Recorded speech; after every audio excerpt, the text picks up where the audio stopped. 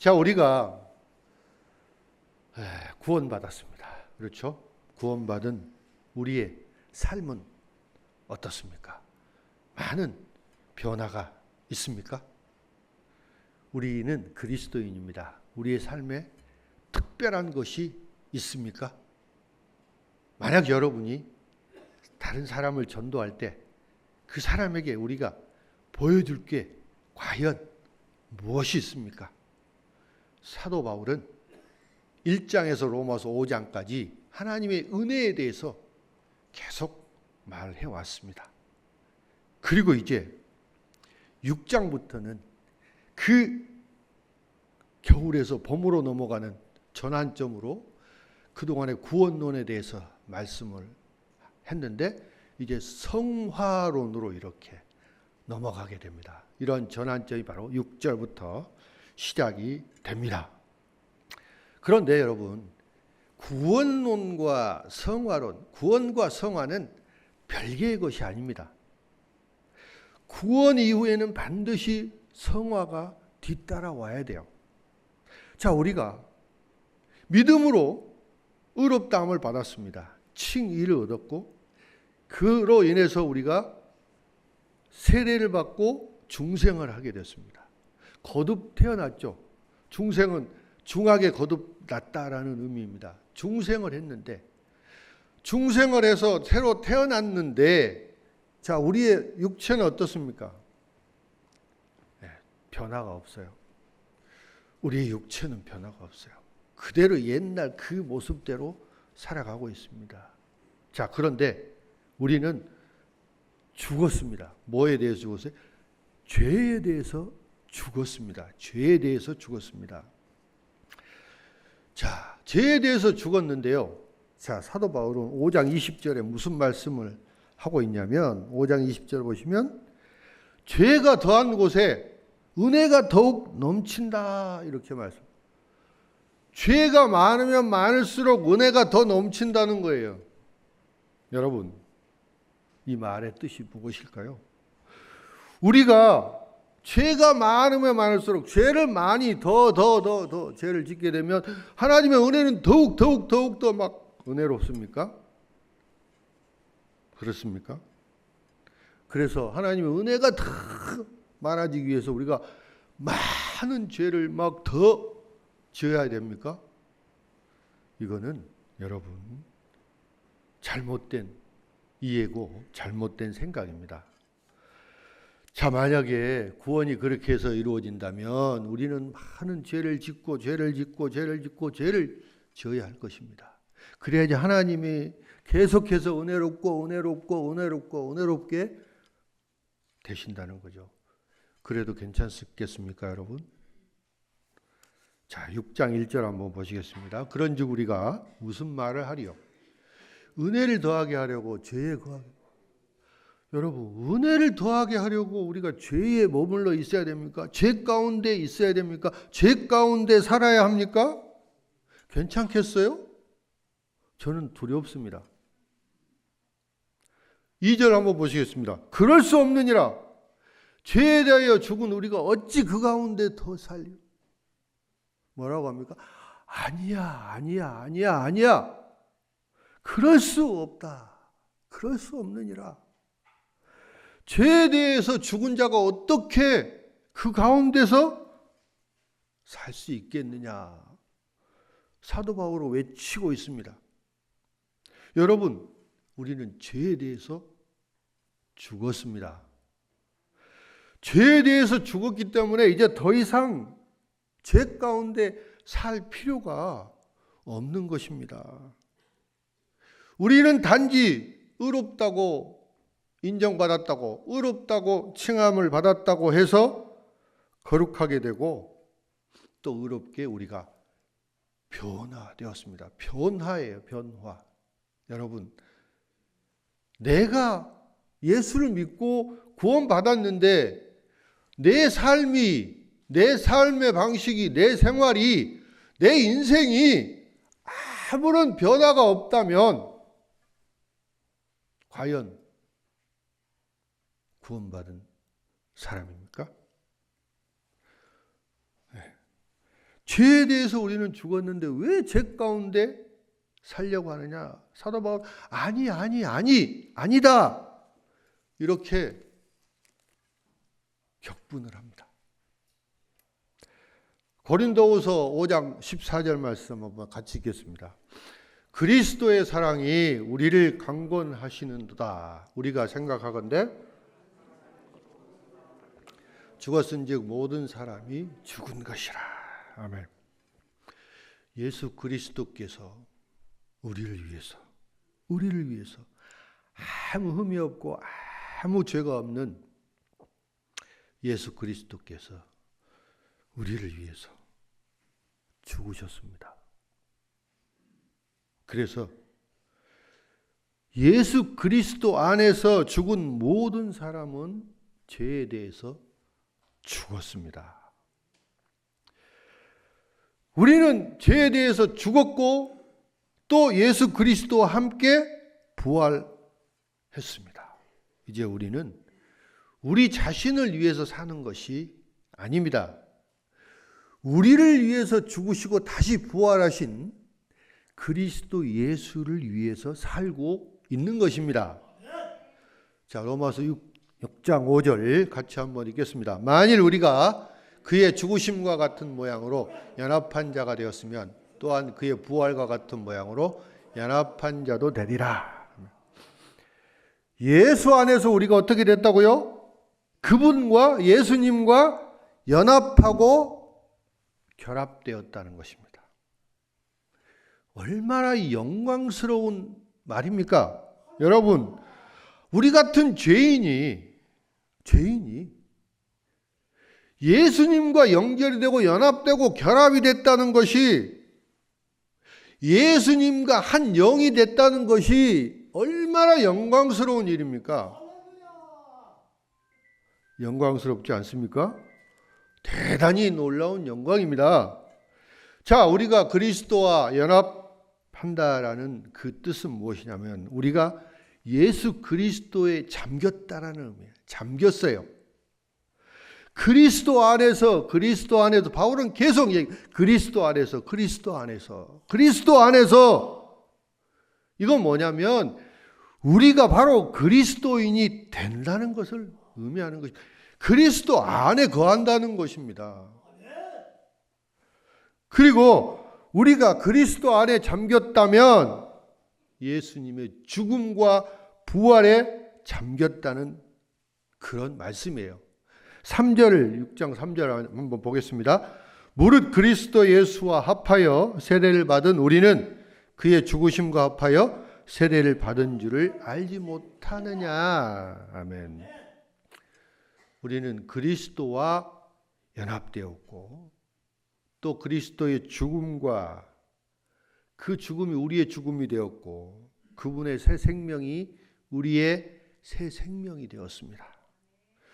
그것을 우리는 우리 스스로 노력이나 우리의 공로로 얻어지는 게 아닙니다. 오직 예수님께서, 그리스도 예수께서 우리를 위해 이루신 것입니다. 여러분, 착각하시면 안 됩니다. 우리의 노력이 아니에요.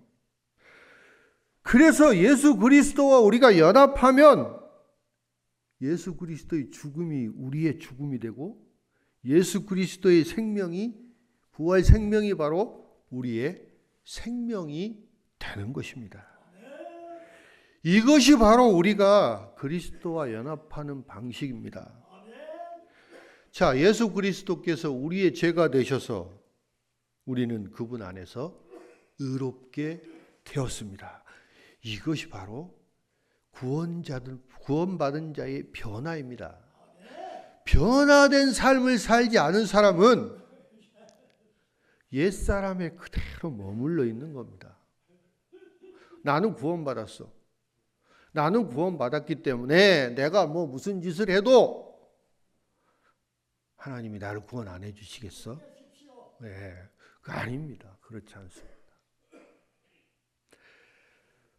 내가 죽고 예수님과 연합되었을 때 나는 변화되는 것입니다. 어떻게 변화가 될까요? 예수님처럼 변화되어야 되는 겁니다. 예수님을 닮아가는 겁니다. 예수님의 그 가는 길을 우리가 같이 가야 되는 거예요. 제자의 길을 가는 겁니다. 제자의 길을, 제자도를 가는 거예요. 그래서 옛 나는 죽고 새 내가 살게 되는 것입니다. 그리스도께서 이제 내 안에 사십니다. 여러분, 그리스도께서 성령이 우리 안에 거하는데 우리가 옛날하고 똑같이 죄 가운데 화, 분노, 시기, 질투 그런 데 살아 있어서 되겠습니까? 안 되겠죠. 그죠? 우리는 변화돼야 됩니다. 뭐가 변화돼요? 우리의 삶이 변화가 돼요. 우리의 삶의 방식이, 우리의 행동이 변화가 돼야 돼요. 변화가.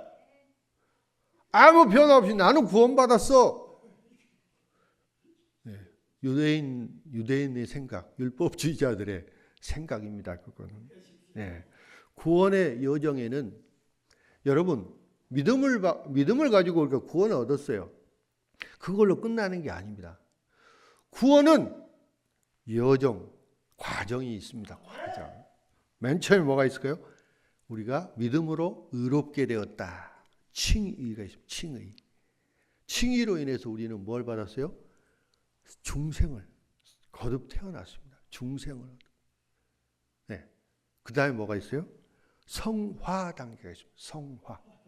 사도 바울이 오늘 말하고자 하는 게 바로 성화입니다. 성화. 그 다음에 마지막에 영원한 영화가 있습니다. 영화. 이런 믿음의 단계가 있어요. 믿음도 성장하는 겁니다. 은혜로운 우리가 생활의 변화를 통해서 믿음이 더욱더 성장하고 발전해 나가는 것입니다. 그 자리에 머물러 있다면, 우리의 믿음이 성장하지 않고 머물러 있다면 젖 먹는 아이와 뭐가 다르겠습니까? 네. 우리가 젖만 먹고 살 수는 없죠. 거친 밥도 먹어야 돼요. 네. 이런 변화, 이 변화를 사도 바울은 성화로 지금 얘기를 하고 있습니다. 여러분, 중생은 세례를 통해서 우리가 나타나게 되는데요. 여러분, 지금 사도 바울도 세례라는 말을 사용을 하고 있습니다. 사도 바울이 말한 세례는 뭘 말하고 있습니까? 여러분, 다시 태어나는 것이고요. 씻겨지는 거고, 그렇죠.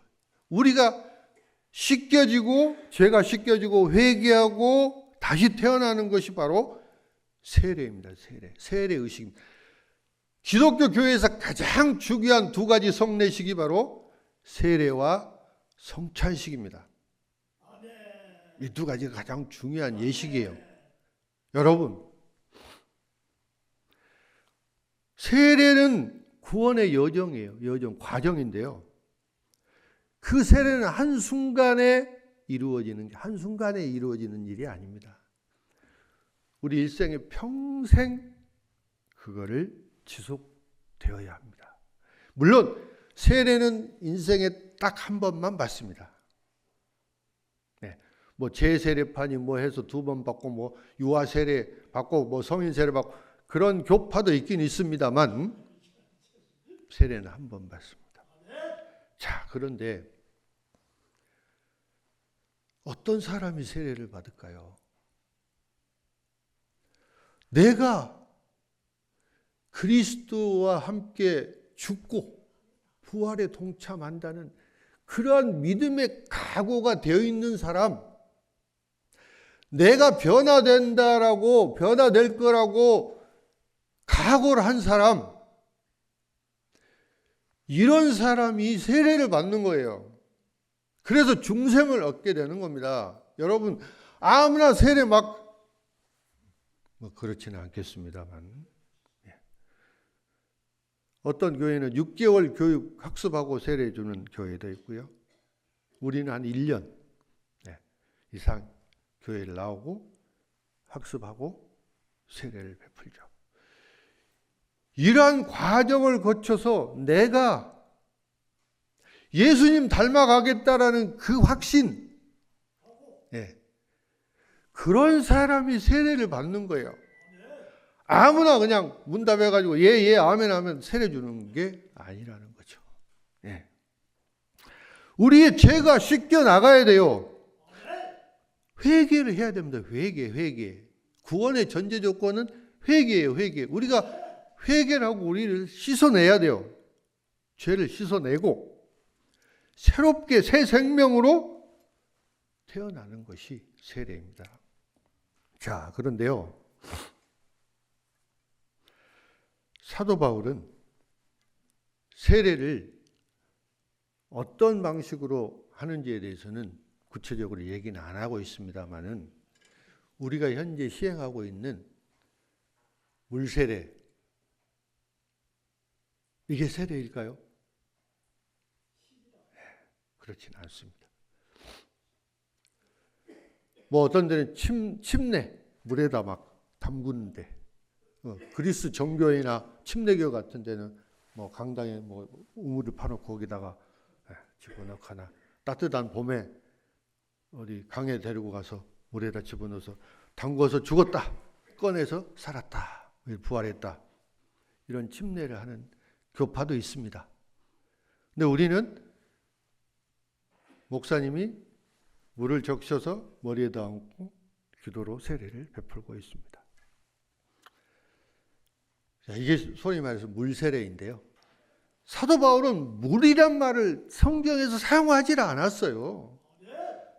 물이라는 말을 쓰질 않았어요. 물세례를 얘기하는 게 아닙니다.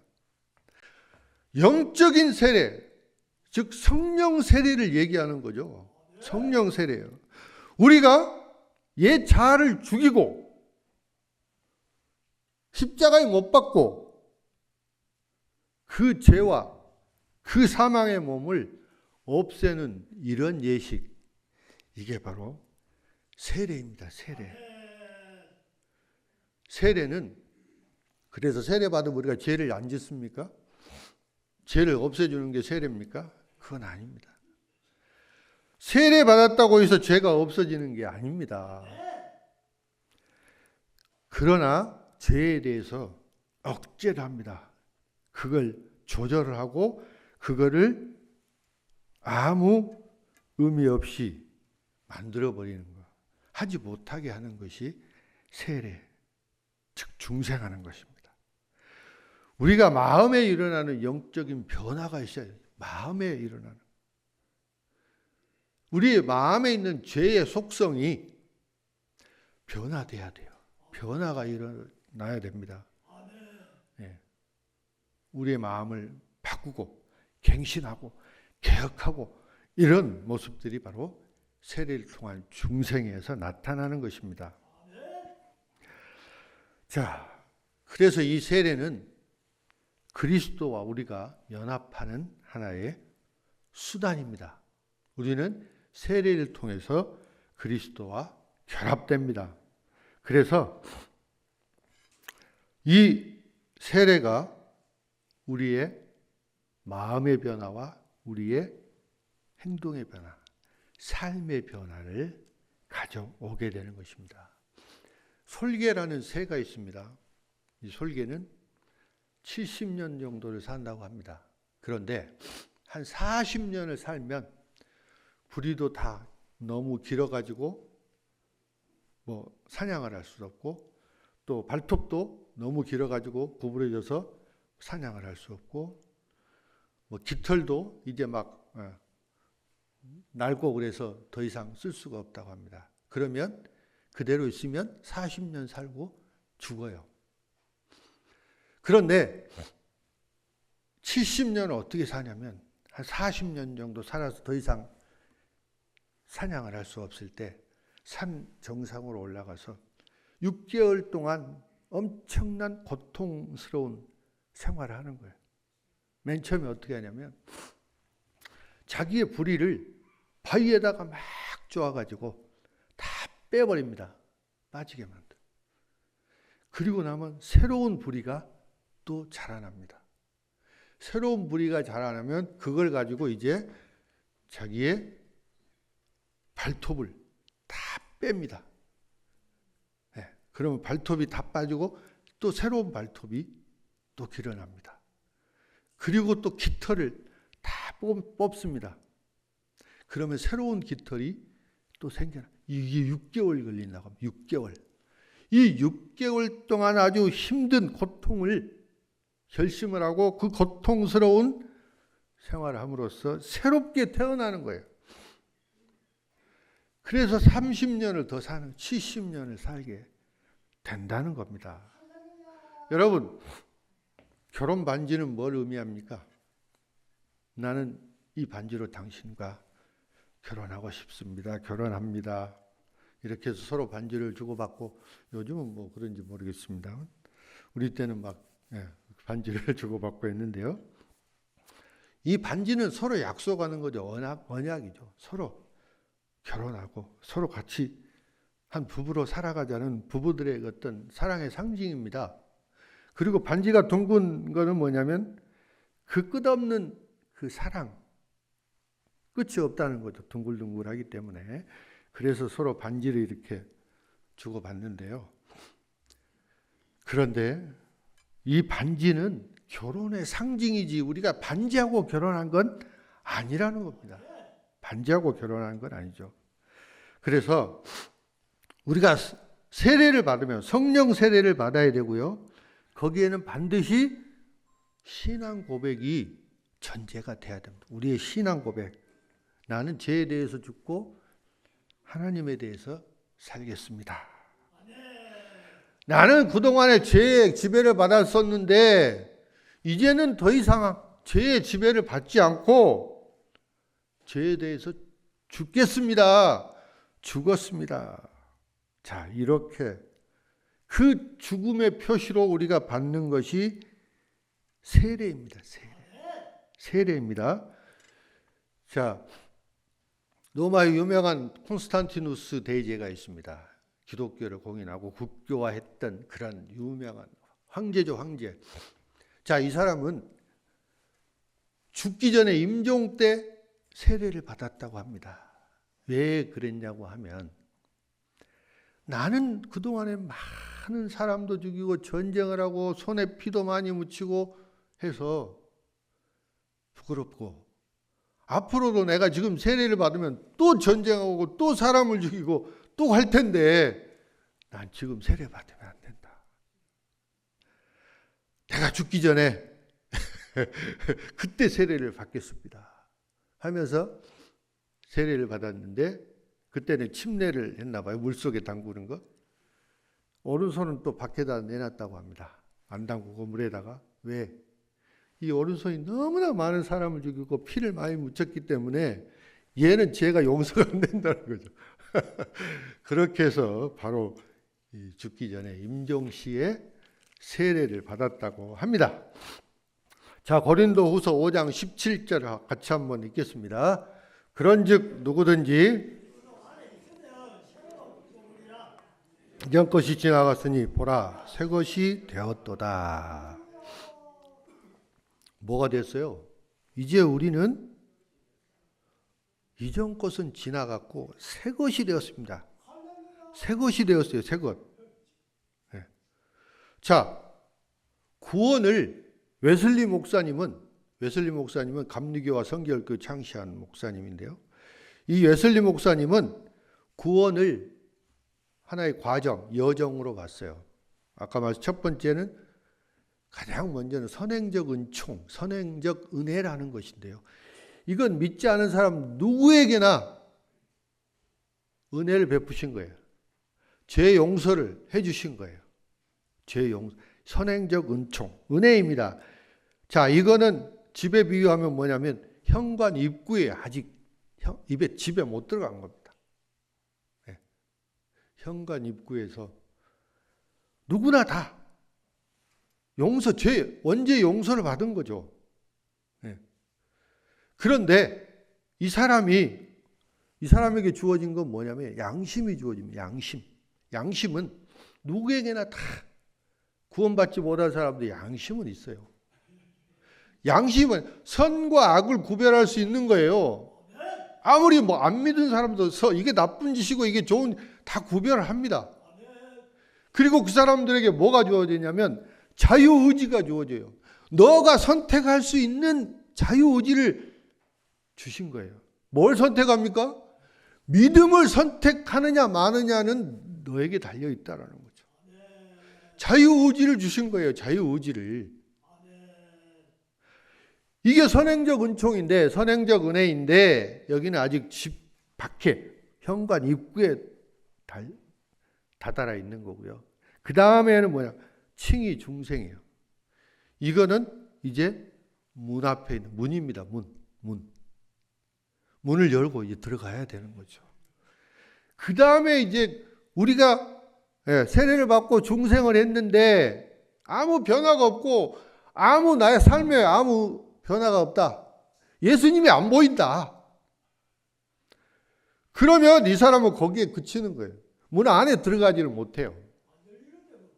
그 다음에 뭐가 해요? 성화당해요. 성화는 집 안으로 들어가는 거예요. 방으로 들어가는 거예요. 네. 그리고 평안한 상태로 쉬는 게 영화, 마지막 궁극적인 단계가 영화 단계입니다. 장로교에서는 죽을 때 성화를 이룬다고 했는데요. 우리 성결교에서는 그렇지 않습니다. 감리교나 죽기 전에 우리는 성화 단계에 이를 수가 있고요. 우리가 죽으면 예수님 재림할 때 우리가 영화되는 겁니다. 영화. 웨슬리 목사님은 35세에 성화를 경험을 했습니다. 본인이 성화됐다는 것을 경험을 했어요. 은혜로운 그 삶을 통해서 본인이 성화됐다라는 것을 경험을 했다고 합니다. 여러분, 성화는 성스럽게 우리가 되는 것, 변화되는 것을 성화되는 건데, 그 안에는 무슨 의미가? 분리된다라는 의미가 있어요. 뭐가 분리가 돼? 옛사람과 분리되고 일반 다른 믿지 않은 사람들과 우리는 분리되고 구별된다는 겁니다. 예수 믿는다고 말로만 나 예수 믿어요, 나 교회 다녀요, 나 주여 주여 하는데 변화는 없어요. 옛날 나의 변화, 내가 구원받아서 변화됐다는 그 증거는 뭐가 있습니까? 그 증거가 뭐예요? 자, 어떤 사람이 나를 한번 따라다닌다고 여러분 생각을 한번 해보세요. 계속 따라다녀요. 그런데 내가 옛날하고 똑같이 그냥 생활을 한다면 나를 어떻게 보겠습니까? 그 사람. 이 사람이 예수 믿는다더니 똑같네? 변화가 없네? 과연 남이 하는 짓 똑같이 하고 남이 지은 죄 똑같이 짓고 막 이렇게 사는데 그 사람이 나를 어떻게 보겠습니까? 저를 예수쟁이로 보겠습니까? 네. 내가 변화되지 않았는데 뭘 보여줍니까? 그 사람한테 내가 보여줄 게 뭐가 있어요 도대체? 뭘 보여주는 겁니까? 네. 내가 뭔가 변화되고 예수 믿었더니 사람이 완전 달라졌네? 네. 이런 걸 보여줘야 되잖아요. 우리의 몸과 우리의 행동과 우리의 삶이 무엇보다도 전도지 아닙니까? 전도지. 이게 전도죠. 내 모습을 보여주는 게 전도하는 거예요. 내가 마음대로 살고 죄 가운데 살아가면서 예수 믿으세요? 말이 안 되는 거죠. 자, 부자인 세리장인 삭개오는 예수님을 만나기 위해서 뽕나무 위에 올라가서요. 예수님을 만나서 집에서 잔치를 베풀어 예수님을 대접을 하죠. 그리고 사람이 어떻게 변화됐습니까? 어떻게 변화됐어요? 내 재산의 절반을 다른 사람을 위해서 쓰겠습니다. 그리고 내가 토색한 게 있으면 4배를 내가 물어드리겠습니다. 여러분, 재산을 절반을 여러분 내놓으시겠습니까? 네. 이게 변화예요. 이게 변화. 예수님 만나고 이렇게 변화가 된 겁니다. 여러분, 나는 어떻게 변화됐습니까? 나는 여러분, 아직도 죄의 지배 아래 공허함, 두려움, 죄책감 이런 걸로 억눌려 살고 있습니까? 아니면 예수님 만난 그 기쁨과 즐거움과 그 만족감에 우리가 살고 있습니까? 여러분은 후자인 걸로 저는 알고 있습니다. 아멘. 노예가 해방이 됐어요. 노예가 해방이 되면 어떻게 될까요? 이제 더 이상 나는 노예가 아니야. 다시는 내가 노예로 돌아오지 않을 거야. 이렇게 신나서 가지 않겠습니까? 아니, 내가 죄에 대해서, 죄의 지배에서 내가 해방이 됐고, 그 죄의 노예에서 해방이 됐는데, 아직도 죄에 머물러 있다고요? 내 죄가 크면 내 은혜가 더 크다고요? 아니죠. 그렇지 않습니다, 여러분. 우리는 예수님과 함께 십자가에 죽었고, 부활해서 우리는 영생을 얻었습니다. 영생을 얻었습니다. 우리는 새로운 피조물이 되었어요. 새로운 피조물은 뭐냐면 과거에 옛사람, 쓸모없는 내 자아, 낡고 쓸데없는 그런 쓰레기 더미, 고철 더미, 그게 옛사람이에요. 옛사람. 그리스도를 알기 이전에, 그리스도를 영접하기 이전에 우리가 바로 옛사람입니다. 옛사람. 타락했고 죄 가운데 있었고 거듭나지 않았고 하나님께 아무 쓸모없는 그런 사람, 하나님을 하나도 기쁘게 하지 않은 그런 사람, 그 옛사람이에요. 옛사람. 거듭나지 않은 사람입니다. 아직도 아담의 본성을 그대로 가지고 있는 사람이에요. 아담 안에 있는 내 모습입니다. 그것이 내 모습이에요. 아담 안에 있는 거예요. 아직도 옛사람에 얽매여 있는 거예요. 여러분,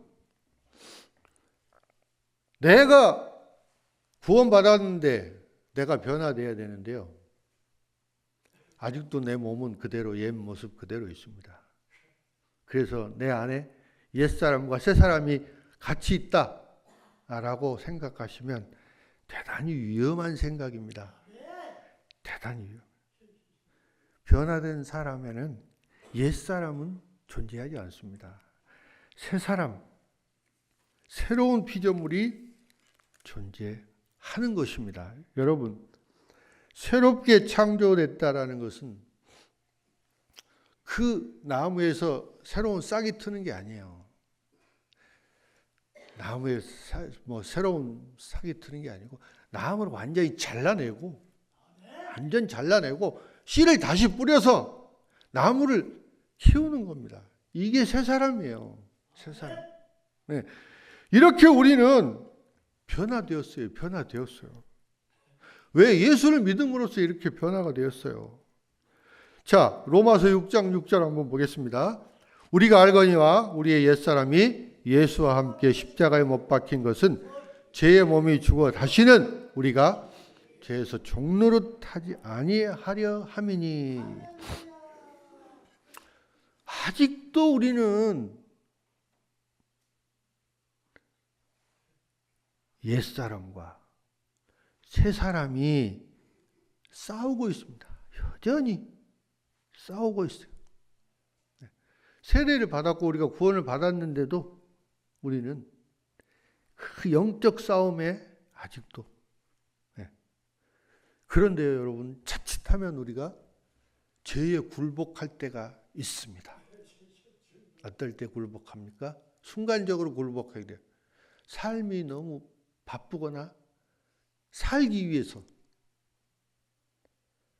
순간적으로 죄에 빠질 수가 있어요.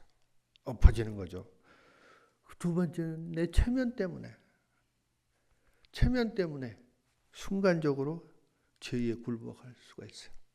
세 번째는 내가 권력과 힘을 가지고 좀 떵떵거리고 살고 싶어서 죄에 굴복을 할 수가 있습니다. 이런 건 경계해야 합니다. 절대로 경계해야 합니다. 우리는 더 이상 죄의 노예가 되어서는 안 됩니다. 왜 우리가 죄의 노예가 되어서는 안 되고 죄를 지어서는 안 되는가? 그리스도인은 죄에 대해서 죽었기 때문에 그렇습니다. 그리고 우리는 예수 그리스도의 죽음과 부활에 동참했기 때문에 그렇습니다, 여러분. 자, 영국의 그 목사님인데 존 뉴턴이라는 목사님이 계세요. 이분은 노예선의 그 선장으로 일하면서 아주 못된 짓은 다 골라서 했던 사람입니다. 아주 방탕하고 아주 타락한 그런 죄인이었습니다. 노예선장이었는데 이 사람이 그 하나님의 그 놀라운 은혜 가운데 그 예수님에 관한 책을 읽고 나서 완전히 변화가 되었습니다. 그래서 선장을 다 때려치우고 목사님이 됐어요. 목사님이 돼서 그래서 목회를 했고 유명한 찬송가를 많이 지었는데요. 그 중에 가장 유명한 게 어메이징 그레이스입니다. 어메이징, 나 같은 죄인 살리신 305장. 사모님 305장 반주 한번. 자, 305장 같이 찬양 한번 하겠습니다.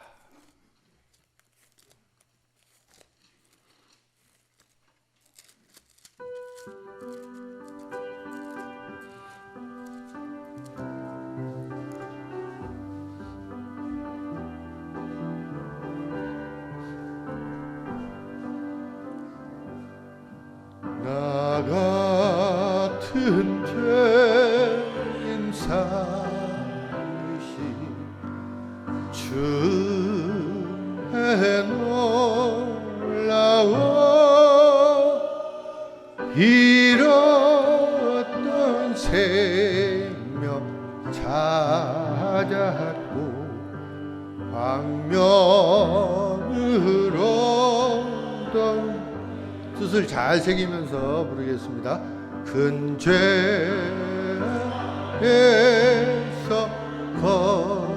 건지신 주의 고마워 나 처음 믿은 그 시간 귀하고 귀하다 이제껏 내가 산 것도 주님의 은혜라 또 나를 장차 본향에 인도해 주시리 거기서 우리 영원히 주님의 은혜로 해처럼 맑게 살면서 주 찬양하리라.